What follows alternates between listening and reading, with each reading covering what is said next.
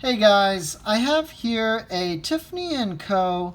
circa 1950 pocket watch, and I want to use this pocket watch as a base to talk about antique pocket watches. Are they worth your time? Are they worth your money? Let's do it. Let's roll the opening.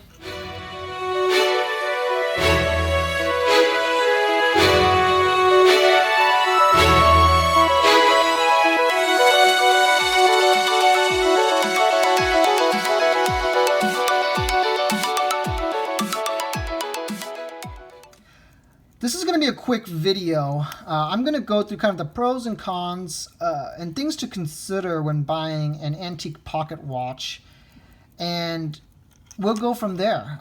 This is a Tiffany Co. pocket watch that I actually bought for my girlfriend for her birthday, and while she's not quite the watch lover that I am, she certainly loves her fair share of Tiffany blue.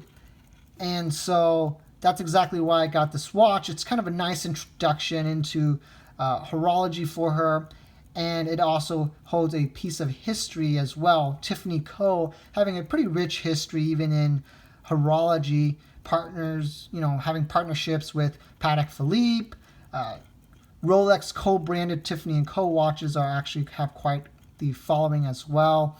And so when buying a pocket watch, I would certainly consider the brand. You can find a mechanical pocket watch probably anywhere in an antique store, but if it's one without any heritage, then what's the point, right?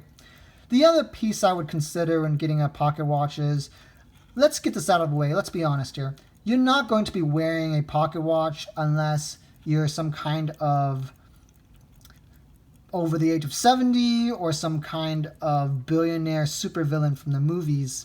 But when you consider a pocket watch as a piece of history and as a collector's item that you can put in display, would you really rather have a couple of $100 worth of quartz or crystal Magic Kingdom replicas?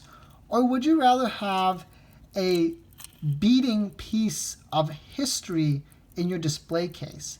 And I would certainly make sure if you're buying an antique watch, a pocket watch, that it is in fact beating and it can in fact keep some sort of time. I would recommend getting a hunter case similar to this one so that you can view that gorgeous movement. A little more on the movement. Antique pocket watch movements are just so much more romantic to me than your generic automatics and modern day movements. I frankly think that they are better finished in many cases of the entry-level watches. And it just is, again, a nod to a different time where watchmaking is a very hands-on process. It's not industrial, and it's very practical as well. People truly used these pocket watches and relied on them to keep the time here. You also get some very unique details, the sub-second dial, another nod to the past, these gorgeous hands here, and kind of just the general layout and the patina on the dial. And so you certainly do have the vintage aesthetics here if you're into that as well. The cons of this, again, you're not going to be wearing this. This is a great display case piece. This is a great piece to just kind of look at in your spare time. But also, unless it's recently serviced, this is not going to keep time accurately to the point where you even want to bring it out of the house, right? This particular watch is keeping plus minus a couple of minutes a day. Its wind is, while is still functional and the clock is ticking away great, the power reserve is definitely not one that can last, multiple days.